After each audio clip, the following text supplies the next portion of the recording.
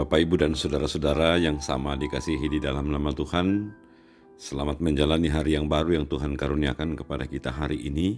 Kita percaya Allah terus bekerja di dalam kehidupan kita, sekalipun kita seringkali merasakan penderitaan, pergumulan, kekurangan, keterbatasan dalam kehidupan kita. Kita akan membaca mendengarkan firman Tuhan. Mari kita memohon pertolongan kuasa Roh Kudus menyertai kita berdoa. Bapa di sorga, kepadamu pada pagi hari ini kami mengucap syukur, kasih kemurahan Tuhan luar biasa dalam hidup kami.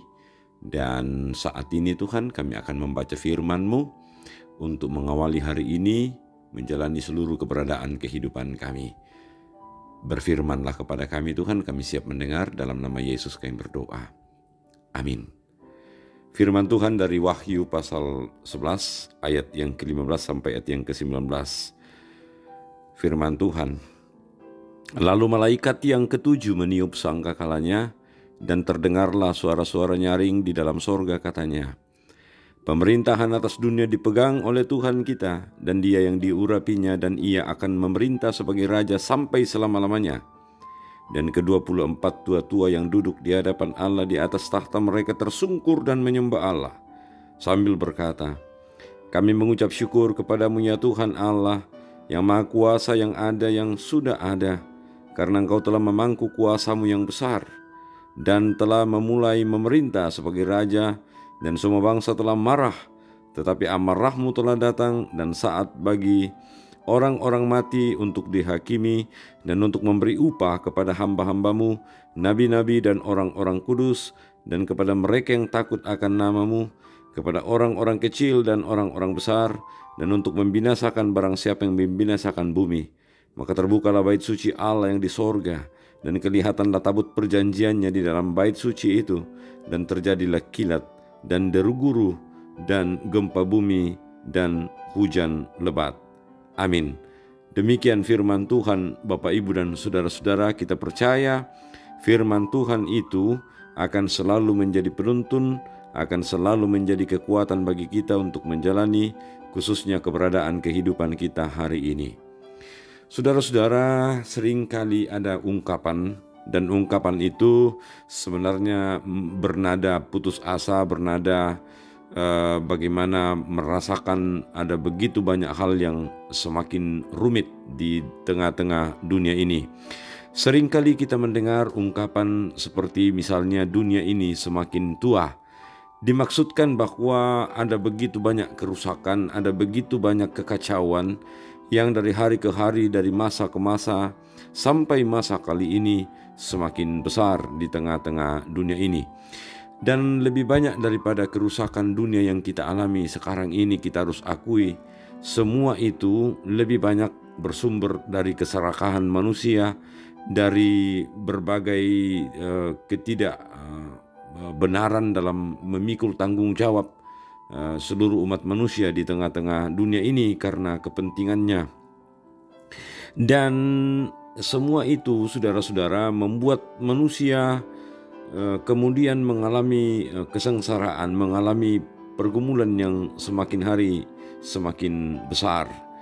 Nah, sekalipun demikian, selalu dimiliki tentang harapan supaya berbagai keadaan, berbagai pemulihan boleh terjadi di tengah-tengah dunia ini.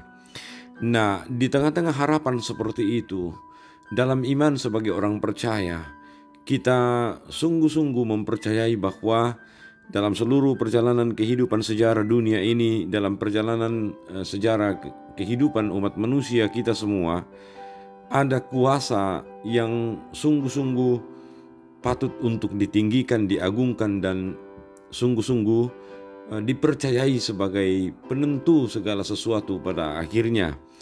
Nah, dalam melihat kerusakan, dalam melihat begitu banyaknya kekacauan di tengah-tengah dunia ini, dan kalaupun itu diakibatkan oleh begitu banyaknya orang yang bertindak tidak bertanggung jawab, bertindak semena-mena, bahkan dengan kekuasaannya dan dengan kepentingannya, lalu kemudian begitu banyak membawa penderitaan baik bagi manusia sekitarnya maupun kepada alam ini, maka kita percaya bahwa Allah tentu akan membawa penghakiman kepada setiap pihak yang melakukan hal-hal seperti itu. Dalam berita firman Tuhan yang kemudian kita baca pada saat ini, semua umat Tuhan akan tersungkur di hadapan Tuhan, Sang Penguasa dunia ini, dan Hakim yang adil bagi semua orang, terutama akan memberi hukuman kepada yang tidak bertanggung jawab dalam kehidupan ini. Dan umat Tuhan yang diceritakan dalam perikop pembacaan kita tadi tersungkur di hadapan Tuhan, lalu kemudian diwakili oleh tua-tua bangsa itu, lalu kemudian Allah sungguh-sungguh dibawa dalam pemahaman oleh setiap orang percaya saat itu sebagai yang mengadili bumi, sehingga kekuasaan yang selama ini merusak dan membawa penderitaan tentu akan takluk di bawah kuasa Allah yang kemudian membawa penghakiman bagi setiap orang. Nah, kita dapat melihat di sini bahwa ternyata ketika dunia ini menjadi rusak, menjadi kacau balau, dan kemudian di dalamnya selalu terjadi tindakan-tindakan yang tidak benar, salah satu bagian yang paling banyak merasakan hal itu adalah kehidupan orang percaya, kehidupan orang beriman, kehidupan orang yang setia kepada Tuhan. Wajar sekali Bapak Ibu dan saudara-saudara bahwa dalam keadaan di mana orang percaya, orang beriman itu, orang yang setia kepada Tuhan itu menetapkan hatinya dan seluruh hidupnya untuk mempercayai Tuhan, maka dia segera akan berbenturan dengan kepentingan orang-orang yang memuaskan kepentingannya sendiri dan tidak mengikuti, bahkan tidak mempercayai Allah di dalam kehidupan mereka. Dan dalam bagian firman Tuhan pada saat ini, dan kemudian kita memaknainya dalam kehidupan persekutuan, dalam kehidupan iman dan percaya kita kepada Tuhan, mari saudara-saudara, di tengah-tengah merasakan penderitaan dan pergumulan ini, marilah kita senantiasa mengingat bahwa ternyata memang di dunia yang kacau balau seperti ini, sekarang ini dan juga mungkin ke depan akan memang selamanya terjadi seperti itu, di tengah-tengah orang melakukan berbagai hal yang tidak berkenan kepada Tuhan. Tetapi sebagai orang yang percaya kepada Tuhan, mari kita menampakkan, meneladankan dan mencerahkan setiap keadaan di sekitar kita dengan iman dan percaya kita kepada Tuhan. Bahkan di bagian yang lain kita pun diajak untuk tetap setia, sekalipun penderitaan, pergumulan, bahkan berbagai hal bisa diperhadapkan oleh setiap orang di dunia ini kepada kita, karena dengan demikianlah Tuhan memanggil kita di tengah-tengah dunia dan kondisi seperti sekarang ini untuk selalu menceritakan kuasa kasih-Nya itu dan kemudian meneladankan tindakan kasih-Nya itu di dalam sepanjang keberadaan kehidupan kita. Mari kita terus beriman, mari kita terus percaya dan menampakkan tanda-tanda iman kita itu kepada sesama kita, di sekitar kita, supaya nama Tuhan senantiasa dipermuliakan. Amin. Saudara-saudara yang sama dikasihi dalam Tuhan, demikianlah firman Tuhan, biarlah dengan demikian kita terus melakukannya di sepanjang keberadaan kehidupan kita. Mari kita berdoa. Tuhan, terima kasih kami telah mendengarkan firman-Mu, mampukan kami melakukannya dalam hidup kami.